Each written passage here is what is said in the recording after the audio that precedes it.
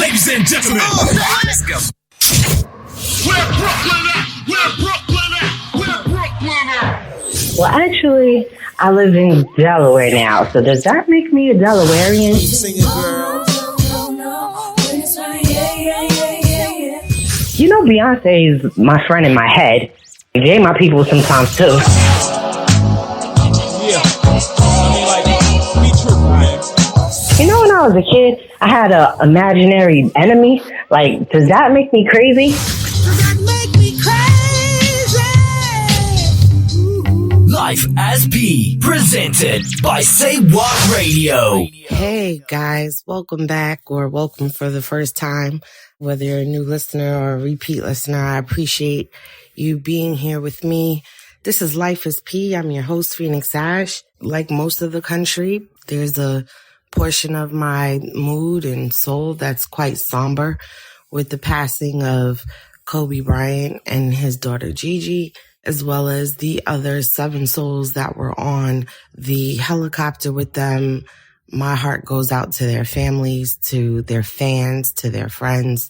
It's a really tough loss, particularly when it's unexpected and someone so young or people so young. It's just crazy. I want to talk about that though. Like, I was never a Kobe Bryant fan. Like, the only time I rooted for Kobe Bryant was when they played against the San Antonio Spurs, because I just can't stand the San Antonio Spurs. But I always respected him and respected his game. Like, there's no doubt of what he was able to accomplish. I saw something online about how he was able to manipulate the universe to his will. And to some degree, I definitely believe that. And I just feel like we as goal chasers, as go-getters, could use a little bit of that, of believing that we could manipulate the universe to our will. So a couple of times this week, I got up early, much earlier than I usually do, because I was motivated. I was like, what if I could manipulate the universe to my will? What if all it took was for me to put in an extra half an hour here or there, to put in an extra effort here or there? So this is what I'm trying to do. This is my way of honoring not just his legacy, but the legacy of all those who passed before me, who I believed was great. Really, my parents. I believed my parents were great. My mom, I've talked about her before. To some degree, she bent the universe to her will. She was dying of breast cancer that metastasized to her brain. She had just lost her husband several months prior to leukemia. She just lost her sister several months prior to that from colon cancer. And still, with a death sentence hanging over her, with knowing that the end was near, she's like, nah, y'all not going to get me to sit down. I'm going to continue to get my PhD because you're going to put doctor on my tombstone. And like I said before, I was at her graduation. I remember her graduating with her PhD. I remember her being the only Black face in the graduating crowd at Yeshiva University in New York. So yeah, we as quote unquote regular folks, the day-to-day folks, are extraordinary as well. And we have the ability to bend parts of the universe to our will if we just put in the effort. In order for anything to bend to our will, in order for us to get anything to go along with what it is that we desire, we have to put in the work. And the work sometimes is what shows the universe what it is that we desire. We can say a lot of things. And yes, I do believe in speaking to existence, but I believe that as a portion of what you need to do. I still believe that there's a step that you need to take, that you don't just speak it and it magically appears, and you need to put in some work. I have a relative who, like, whenever she says that she's ready to move on to another job, or she is possibly tired of the job that she's at, a bunch of other jobs come calling. But she can't take advantage of those opportunities if she don't do the work. She can't take advantage of those opportunities if she don't go on the interviews, if she don't have the conversations, if she doesn't meet with whom she has to meet with, if she doesn't build a legacy or a reputation that will cause these people to come calling. You got to do the work. You got to put in the effort. You got to take that first step. You got to raise your hand. I've said in the past before that I believe doing the work is your beacon of light. That is your lighthouse. That is your signal to the universe that here I am, blessing come find me. This is what I want, and this is what I need to happen. And so for my own good, I'm sort of reigniting that portion of myself to remind myself that although I'm tired, I have to find some type of balance between sleep and working on my dream. I don't believe in those things where people are like, oh, I sleep when I'm dead and never getting rest. I need rest. I have a 4-year-old daughter who needs me to be loving, encouraging, to embrace her, to appropriately discipline her, not to be over irritated and anxious and angry because I'm not getting enough rest. Because it's totally not her fault that I'm chasing more than one career. Totally not her fault that her mother is a writer who needs lots of hours to put in for creative process. Totally not her fault. She didn't pick it. She also didn't ask to be here. So I have to find some balance because I have to be good to her. Her childhood in my mind is imperative that it's one that she remembers with smiles. It's one that she remembers with laughter, and one that nourishes her and grows her mind so that she's prepared to take on the world that comes at her as she grows. So there's a lot of work that needs to be done, which means I have to find a balance somewhere because all these things are important to me. My daughter's future and my daughter's spirit and her joy is important to me. My career is important to me. Finishing up this book, guys, I'm really close to finishing up my next book. I'm so excited about that. It's probably why I'm putting in that extra half an hour because I'm so close. Let's get it out. But seriously, this tragedy has come as a reminder that, and so cliche that tomorrow's not promised, but I think we know that. But our next moment isn't promised, and success isn't always promised from our first try. And we just need to try again. I saw a video that Kobe did for the singer Monica for her nephew. And it was I guess the nephew hurt himself or something, and maybe he plays basketball. But Kobe was talking about how he had injured himself when he was about 16, and he was in a cast for 3 months and he couldn't play. And then he felt like it was a critical time for him. But when he returned to the court, he practiced. He felt 3-4 times harder than everyone else. And he felt that he said something to the degree of, you can't stop the inevitable. Whereas at first it's a somber note, oh my God, you can't. But he said, you need to be the inevitable. And I was like, oh my God. For me, that was so profound. And I was like, yeah, what if my success is inevitable? So if it's inevitable, it doesn't mean that it's going to come the first time around. It doesn't mean that I'm not going to trip. It doesn't mean that I'm not going to break my leg. It doesn't mean that I'm not going to bump my head, but it means that it's going to eventually come. If I keep putting in the work though, I need to keep putting in the work. And sometimes I feel like I also want to put in the work on behalf of someone else, not necessarily do the work for them, but be the encourager and the cheerleader for them, because that needs work too. I want to put into the universe that someone is rooting for you. I want to put into the universe that someone is applauding your accomplishments, that someone is patting you on the back, that someone is nudging you forward. And it's great to say you got to encourage yourself. Yes, you do. Absolutely do.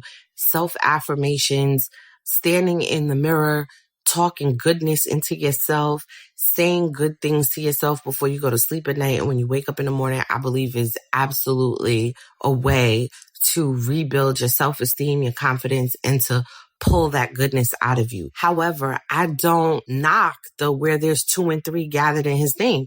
There's strength in numbers. And so if you're supporting yourself and then I come behind and encourage and support you, I feel like you can be stronger. You can be pushed to the next level. You can take the step that you were contemplating if you were strong enough to take. And that is what I want to do for the people around me, for my listeners, for the people who pour into my work. I don't just want to take. I want to be able to give something back and say, yo, we did it. There's so much room in this world that I don't have to knock you down, knock you off a horse to say that I accomplished something. We can do it. We absolutely can do it. And not just for our children, but like I said, for the people around us, because God forbid, I'm not here to continue to raise my child. there still needs to be the medium of success. There still needs to be the spirit and the energy of you can do it surrounding my child. And I believe that me pouring into the people in our community, me pouring into the people in our surroundings, that helps to maintain that energy in the event that I am not here, because I can't promise tomorrow. And I refuse to live in a way where I'm so afraid to do anything because of that fact. I refuse. I will still take trips. I will still go after things. I will still take certain types of risks. I'm going to still live, but I need to set up an environment when my numbers call. The people who knew that I love them have a buzzing kind of energy. You know, when Nipsey passed away, I think a lot of us were worried about Lauren London and seeing how she would cope with such a great loss. But there are elements that I see in her where she's keeping that buzzing energy of must accomplish. There's a goal. Let's go pursue the goal. Let's still pour into the dreams, the hustle, the mindset. Let's still continue with the designs. Let's still push the envelope. Let's still push the agenda. I admire that so much. It's unfortunate that sometimes people pass away, and that's what motivates us to take that next step that we contemplated not being able to take. But at the same time, I feel like if that's what happens rather than you crumbling and falling apart, then that's what happens. That's what happens. And not to say that when I say crumbling and falling apart, I mean like you can't do anything. You're months to years in the bed, can't do anything, afraid of life, can't move forward, can't see anything past the second. You probably need a therapist. And I'm not joking. Like, that's not a slight, that's not a jab, it's not a dig. You should talk to someone. There are quite a few people in my life who suffer from depression, and I truly admire those who still run around looking for a dream, something to believe in, something to pour their heart into, something to pull the energy out of them. I have a friend, she suffers from depression, but she's like, I can't live in this space. Like, I'm not going to die. I'm not going to kill myself, but I can't live in this space of, like, I know there are days that I can't get out of the bed, but I can't live where the rest of my life I can't get out of the bed. I have to find something to latch onto, even if it means I have to resurrect an old dream, a dream that I had at one time, and maybe modify it a little bit. But I need something to chase. I need something to go after. And so she went back to school, and she's been back in school for like the past, 3-4 years, because she's going part-time. And man, when I tell you, that girl is like plowing through, she's getting A's and B's, and she's nervous for every class. She's like, every class is so difficult, and I don't doubt it because it's in the medical field. So I definitely don't doubt it. And it's always this, oh God, I'm not going to do as well as I think I'm going to do. But she still goes. And she can talk the most mess at the end of the semester and be like, if they don't do blah, blah, blah, blah, I'm not going semester. If I can't find the money, I'm not going next semester. The girl going to graduate this year. She talk all that mess, but she ain't skipped a semester yet. Not yet. I'm so proud of her, because at the end of the day, she knows like this, I needed something to latch onto. And when she graduates, she'll find something new, whether it be starting in that new career and the challenges that career offers. She's like, I need something to challenge me so that I can get up in the morning. I mean, I admire that because she's going to leave behind a legacy that is of determination and resilience. She doesn't see herself as resilient, but I sure do, because I don't suffer from depression. I think I'm sometimes prone to it, but I've always had a streak of ambition, and I've never been able to sulk for too long, or I don't know, probably because tragedy and hurt came to me so often that if I spent too long in my feelings over something, it would just spill into something else, and I'd never get out of the spiral, because I've talked about before. My mom's sister passed away when I was a kid. I was 7. And then like 3 months later, my dad died. And then 7 months later, my mom died. So within a year, between the ages of 7 and 8, I lost my mom, dad, and my mom's older sister, who was also my godmother. I mean, that was long enough for me to sit in tragedy. It was a long year. It really was. And when I first moved in with my mom's younger sister, she was married to someone who did not go easy on my emotions. He did not handle me with kid gloves. He did not talk to me as though I needed comforting. He just was his regular, overbearing, cruel self. And I just had to handle it. And I stayed on punishment because, of course, I rebelled.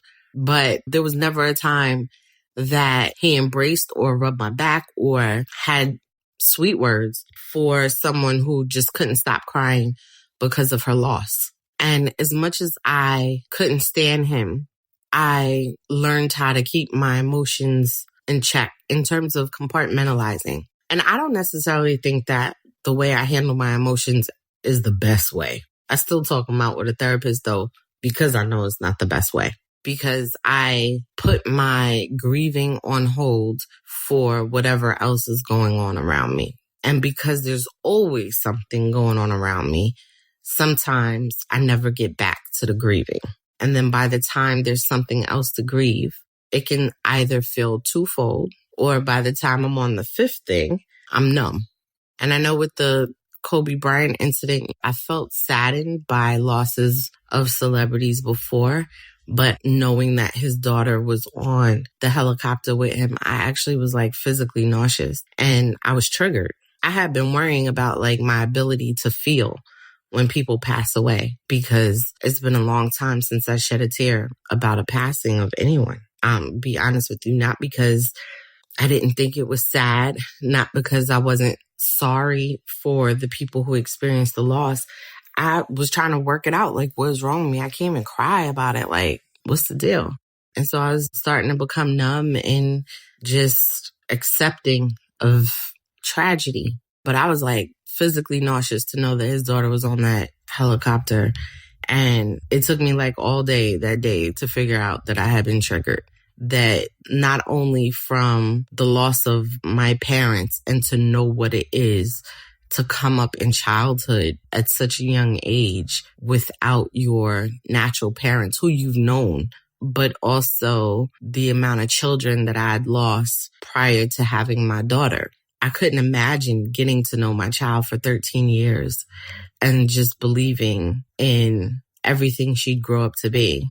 To one day have that like snatched. Like, it just makes me sick to think about. So every day I need to pour into not just legacy, but really just fulfilling the dream that I have in my heart, helping my family and my friends and whoever else, my listeners, whoever pours into my whatever, just anyone I can. Because at the very least, if I can't affect anything else, I don't know what it's going to be like the day that I'm not here. But if I can't do anything else, I'd like to at least die fulfilled. So I know it's a somber show, but it's a somber mood. And it really is a reminder that I need to do what it is that fills my heart with joy and allows me to be the best version of myself so that I can pour into those that need pouring the best way I know how. That's where I'm at with it. I wish I could have a more energetic and a more pleasing show, but it's where I'm at. Well, I thank you guys for listening. I thank you for everything that you guys do for me, for everyone who purchases my books on Amazon, on Kindle. Thank you so much. If you feel like escaping into a book of fiction, I have In Her Makeup is available on Amazon, Kindle, as well as Audible and Apple Books. My book, Soiled Sheets, it's book 1 of the Davenport series. It is available on Amazon and Kindle. Cookies and Crumbles is a related book to Soiled Sheets. That's also available on Amazon and Kindle. If you do take a read, I would so appreciate it if you left a review. That would be awesome. My new book is on its way. I think in a week or so, I'll probably be able to reveal title and release date, hopefully. So let's see how that goes. Guys, when you guys are in my DM, that like gives me life, okay? When you're giving me messages and telling me about each show and picking it apart and having discussions, that gives me life. I love it, love it, love it. Yes, I am still planning on doing interviews. I just got to get some dates on the calendar. They're coming. And not even interviews, but more like discussions with other people, because y'all probably tired of just me. And that's fine. I'm going to invite some people and like excite our lives. Anyway, thank you so much. And until the next time when we can exchange power. Peace.